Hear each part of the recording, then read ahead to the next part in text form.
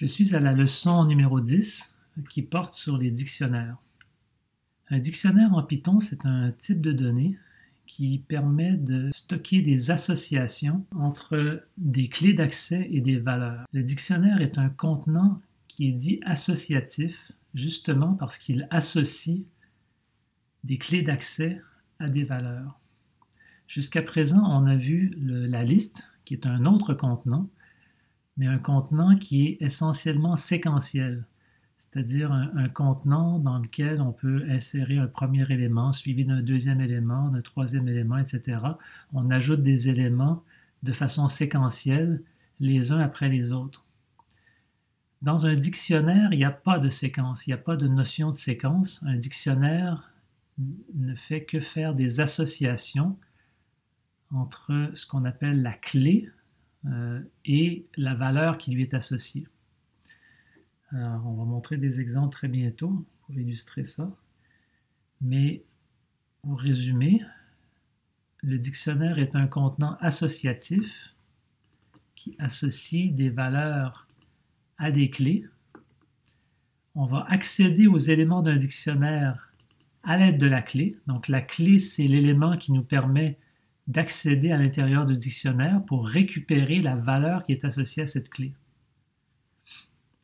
Dans un dictionnaire, la clé d'accès doit être immuable. Qu'est-ce que ça veut dire? Ça, on y reviendra plus tard, mais on a déjà vu une sorte d'objet qui est immuable, la chaîne de caractères. Donc, une clé d'accès peut être une chaîne de caractères.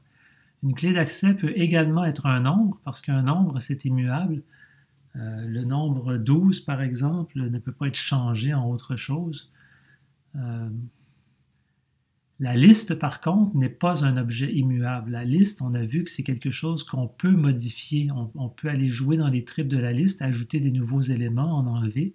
Donc, ce n'est pas quelque chose d'immuable. On ne peut pas utiliser une liste comme clé dans un dictionnaire. La valeur dans les dictionnaires, la valeur qui est associée à des clés peut être n'importe quel type d'objet, y compris une liste, y compris un autre dictionnaire. Donc, comme valeur, on peut vraiment insérer n'importe quoi dans un dictionnaire, d'utiliser une clé immuable.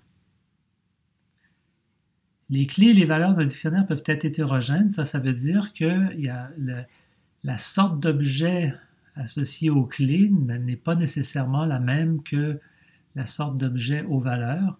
Et on peut avoir certaines clés associées à certains types d'objets et d'autres clés associées à d'autres types d'objets. Donc, les objets qui sont à l'intérieur du dictionnaire sont hétérogènes, de la même façon que les objets qui sont à l'intérieur des listes sont également hétérogènes. Donc, dans d'autres langages de programmation, il existe parfois des listes ou l'équivalent de dictionnaires, mais pour des objets homogènes. En Python, ce sont des contenants qui peuvent stocker n'importe quelle sorte d'objet. Pour représenter un dictionnaire, on va utiliser une notation qui fait appel aux accolades. Quand vous voyez une paire d'accolades vides, ça correspond à un dictionnaire qui est vide. Donc ici, j'associe un dictionnaire vide à la variable A. Quand je vais afficher la valeur de mon dictionnaire vide, Python va simplement m'afficher une paire d'accolades vides. Et si je veux initialiser un dictionnaire en énumérant des valeurs initiales, donc des clés et des valeurs dans mon dictionnaire initial, ce que je vais faire, c'est que je vais ouvrir une accolade, ensuite je vais mettre une clé, suivie d'un 2 points, suivie d'une valeur. Donc ça, c'est une association entre une valeur et une clé. Ici, j'ai une clé qui est une chaîne de caractères, mais en fait, ça pourrait être n'importe quel objet immuable. Et ici, j'ai une valeur qui est un nombre, mais ici, ça peut être n'importe quel objet Python. Alors, si je veux rajouter une autre association dans mon dictionnaire, je peux mettre une virgule, mettre une deuxième clé, un 2 points et une deuxième valeur. Et quand je vais afficher le dictionnaire, eh bien Python va me le réafficher un peu de la même façon avec des accolades, des clés, 2 points, des valeurs.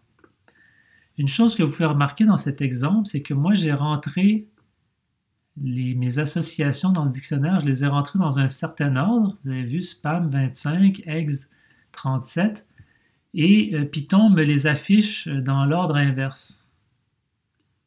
Alors, ce que vous devez retenir, c'est qu'il n'y a pas d'ordre pour les associations dans un dictionnaire. Donc, ce n'est pas parce que vous les avez entrées dans un certain ordre que Python va vous les afficher dans le même ordre. Python peut les afficher dans le même ordre, mais s'il le fait, ça sera simplement une coïncidence. Parce qu'à l'intérieur, en mémoire, la façon dont l'information est structurée dans la mémoire de l'ordinateur, il n'y a pas d'ordre. Donc les associations sont complètement désordonnées.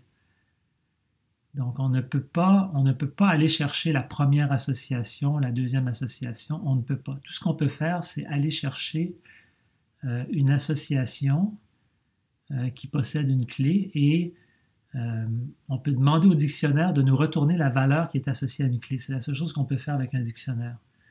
Donc, quand je dis la seule chose, en fait, c'est une chose très, très puissante. Et la performance d'un dictionnaire est meilleure à cet égard qu'une liste, par exemple, parce que quand on veut obtenir une certaine valeur qui est dans une liste, on va être obligé de parcourir la liste du premier élément jusqu'au dernier élément dans l'espoir de le trouver. Alors qu'avec un dictionnaire, on donne la clé et on obtient immédiatement la valeur qui lui est associée. Et le Python n'a pas besoin de parcourir tous les éléments du dictionnaire pour trouver la bonne valeur. Il va la trouver beaucoup plus rapidement. Donc les dictionnaires sont un outil extrêmement puissant, mais qui s'applique dans des circonstances autres que les circonstances pour lesquelles on va utiliser des listes. Alors, lorsque je veux accéder à une valeur dans mon dictionnaire, ben, tout ce que j'ai à faire, c'est de fournir à Python la clé pour accéder à cette valeur-là, mettre cette clé-là entre une paire de crochets et adosser à ça l'identifieur qui est associé au dictionnaire en question. Donc, mon dictionnaire s'appelle A, j'écris A, paire de crochets, spam, et là, ce que cette expression-là, quand Python va évaluer cette expression-là, Python va me retourner la valeur qui est associée à la clé spam à l'intérieur du dictionnaire A. Donc, cette valeur-là était de 25. Alors, si je fais la même chose, mais avec une clé inexistante, donc dans mon dictionnaire, à l'heure actuelle, il n'y a pas de clé qui s'appelle Toto. Donc, si je demande de me sortir la valeur qui est associée à la clé Toto, Python va me soulever une erreur en me disant « Désolé, mais la clé Toto n'existe pas. » Donc, je ne la connais pas, je ne peux pas retourner la valeur associée parce que cette clé-là n'existe pas. Donc, le message d'erreur, c'est Key Error, donc c'est une erreur de clé. Et la clé en question, c'est Toto.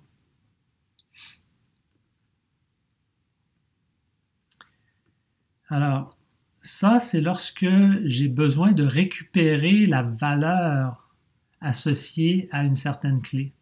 Maintenant, si j'utilise une clé pour accéder dans mon dictionnaire, mais que cet accès-là est à la gauche d'un égal, donc ici, je fais une affectation, j'affecte une valeur numérique. Comme valeur, je veux affecter cette valeur-là à cette clé-là ici dans mon dictionnaire. Donc là, Python va voir que la clé n'existe pas dans le dictionnaire, mais puisque je lui dis d'affecter une valeur à cette clé-là, alors il va créer un nouvel élément à l'intérieur du dictionnaire qui possède la clé que je spécifie avec la valeur. Si jamais la clé existait déjà dans le dictionnaire, ben à ce moment-là, la clé va rester, mais la valeur sera remplacée. Alors ici, je montre un exemple d'un dictionnaire qui contient une seule association. Et cette association-là, elle a une clé food, donc nourriture en français, et elle est associée à un autre dictionnaire. Donc j'ai le droit de mettre un dictionnaire comme valeur à l'intérieur d'un dictionnaire. Et donc, si j'affiche ça, ben, Python va me recracher ce que je lui ai donné. Et donc ici, mon dictionnaire s'appelle B. Si je demande à Python de m'afficher la valeur qui est associée à la clé egg dans le dictionnaire, ben de nouveau, je vais avoir une erreur de clé. Pourquoi? Parce que dans le dictionnaire B, il n'y a pas de clé egg. La clé egg qui est ici est dans le dictionnaire qui est à l'intérieur du dictionnaire. Donc la clé, c'est food et elle est associée à une valeur qui est un dictionnaire. Donc si je veux accéder à la valeur qui est associée à la clé egg, il faut d'abord que j'accède ici à la valeur qui est associée à la clé food dans le dictionnaire B. Cette valeur-là me retourne un dictionnaire et donc je vais utiliser une autre paire de crochets pour aller chercher la valeur associée à ham ou à egg. Et donc, ce qu'il faut voir quand on décode ce genre d'expression, c'est que ici, j'accède à la valeur qui est associée à cette clé. Dans quel dictionnaire? Ben, dans le dictionnaire qui est situé à la gauche. Et donc, dans le cas présent, le dictionnaire qui est situé à la gauche, c'est le dictionnaire qui est associé à la clé food dans le dictionnaire B. Et donc, si j'exécute ça, je récupère bel et bien les valeurs que j'avais associées à chacune de mes deux clés ici dans le dictionnaire interne. Alors, en Python, on utilise énormément les dictionnaires et ça nous arrive assez souvent de mettre des dictionnaires dans des dictionnaires. Donc, à ce moment-là, tout ce qu'il faut faire, c'est d'utiliser plusieurs paires de crochets aux bons endroits pour aller récupérer les bonnes valeurs. Alors, les dictionnaires en Python possèdent un certain nombre de méthodes. Donc, les méthodes, ce sont des fonctions qui sont associées à un dictionnaire. Il y en a une qui est assez importante, qui s'appelle la méthode get. Donc, on va y revenir dans des exemples ci-dessous. C'est une fonction qui est similaire à l'opérateur crochet, mais qui ne soulèvera pas d'erreur. C'est-à-dire que si on essaye de faire un get, contrairement à l'opérateur crochet, et que la clé n'existe pas, la clé qu'on spécifie dans le get n'existe pas, get va nous retourner l'objet none pour nous dire ben, la clé n'existe pas dans le dictionnaire. Alors que l'opérateur crochet, lui, va soulever une exception si la clé n'existe pas. On peut vouloir faire la copie d'un dictionnaire, donc il y a une méthode qui s'appelle copy. On peut vouloir ajouter au dictionnaire tous les éléments d'un autre dictionnaire, et donc ça, c'est la méthode update. Donc, on appelle cette méthode update-là pour un dictionnaire et on lui ajoute tous les éléments d'un autre dictionnaire, toutes les associations clés-valeurs d'un autre dictionnaire fournis en argument. On peut récupérer un itérable sur les clés du dictionnaire. Alors ça, c'est la fonction keys. Keys, ça nous retourne un itérable, donc quelque chose, un objet sur lequel on pourra itérer dans une boucle for à tour de rôle sur les clés du dictionnaire. Donc, je vous ai dit que les dictionnaires ne contiennent pas d'informations sur la séquence des clés, mais on peut quand même itérer sur toutes les clés, mais on ne peut pas faire d'hypothèse sur l'ordre dans lequel on va accéder aux différentes clés. De la même façon, on peut appeler la fonction ou la méthode values pour nous retourner un itérable sur les valeurs du dictionnaire.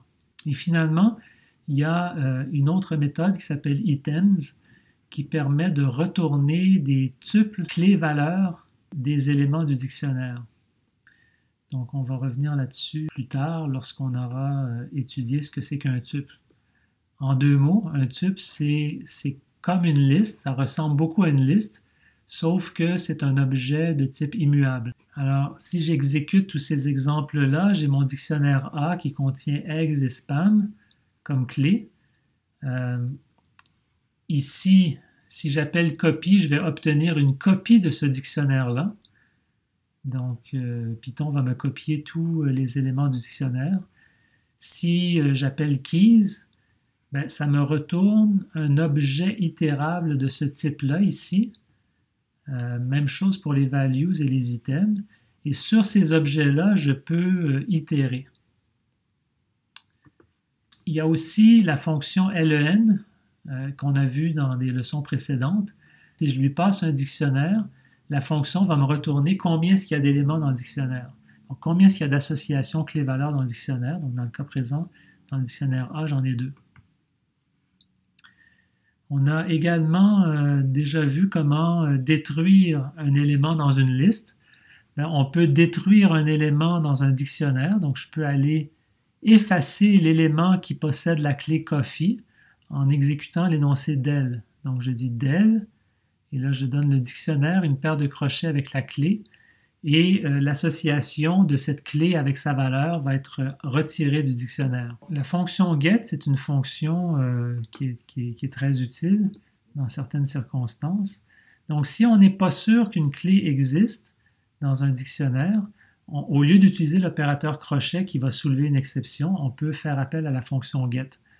Donc, get va aller chercher dans le dictionnaire qui est à la gauche ici, va aller chercher la valeur qui est associée à cette clé-là. Et si jamais cette valeur-là n'existe, si cette clé n'existe pas dans le dictionnaire, get va retourner l'objet none. Donc ici, on peut faire un test. Est-ce que la fonction get, ce qu'elle retourne, est-ce que c'est quelque chose qui correspond à l'objet none? 2 points. Si oui, on va afficher ce message-là. Sinon, on va afficher la valeur qui est associée à la clé Toto. La fonction get possède un deuxième argument qui est optionnel. Donc, si je ne mets pas de deuxième argument et que la clé n'existe pas dans le dictionnaire, la fonction get retourne none. Si je mets un deuxième argument à mon appel de get, ça, c'est la valeur que je veux que get retourne si jamais la clé Toto n'existe pas dans le dictionnaire. Donc, c'est une valeur par défaut que je peux préciser au moment de l'appel de get. Donc, rappelez-vous de cette fonction get. Elle permet de se simplifier la vie et d'éviter de soulever des erreurs lorsque on n'est pas certain qu'une clé existe dans un dictionnaire. Donc ici, vous voyez, il n'y avait pas de clé Toto dans mon dictionnaire A, et donc c'est la valeur 2.7 qui a été retournée. Si maintenant j'ajoute la clé, j'ajoute la clé Toto en lui associant cette valeur-là, quand je vais faire un get, ça va me retourner la valeur en question.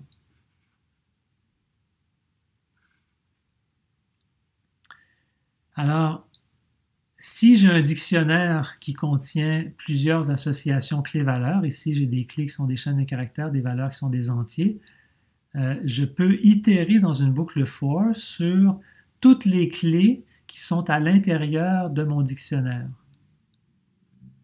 Et donc, dans ma boucle, je peux imprimer la clé et la valeur qui est associée à cette clé.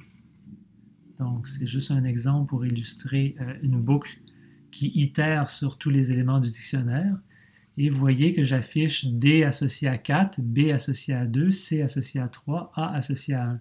Et vous voyez que l'ordre dans lequel j'ai itéré ici n'est pas l'ordre dans lequel j'avais énuméré les éléments de mon dictionnaire. C'est normal parce qu'il n'y a pas d'information de séquence dans un dictionnaire. Donc, cet ordre-là va être aléatoire dans le sens que je ne peux pas le prédire.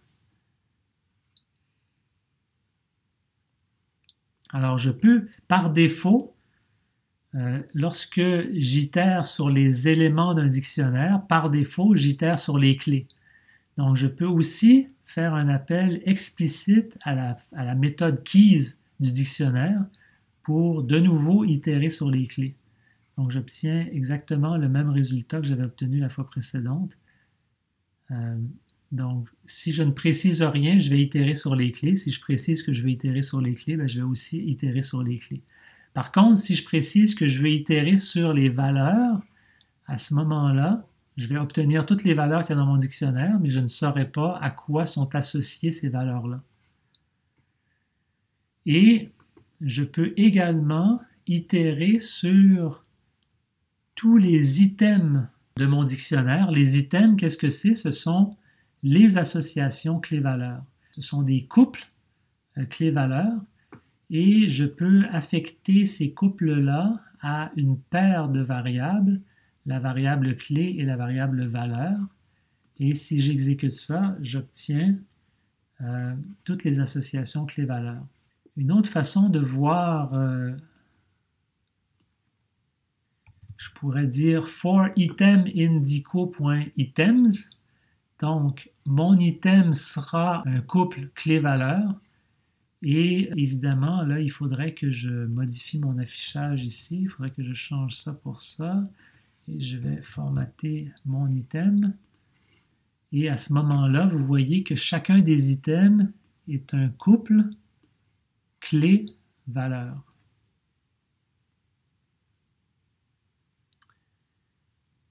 Donc, en conclusion, les opérations applicables sur les séquences ne fonctionnent pas avec les dictionnaires. Donc, je ne peux pas découper un dictionnaire comme je découpe une liste, par exemple, parce qu'il n'y a pas de notion d'indice, il n'y a pas de notion de premier élément, deuxième élément, troisième élément, ça n'existe pas dans les dictionnaires. La clé n'est pas nécessairement une chaîne de caractères. Donc, très souvent, on utilise des dictionnaires avec des clés qui sont des chaînes de caractères, mais ce n'est pas une obligation. La seule condition, c'est que la clé doit être un objet immuable.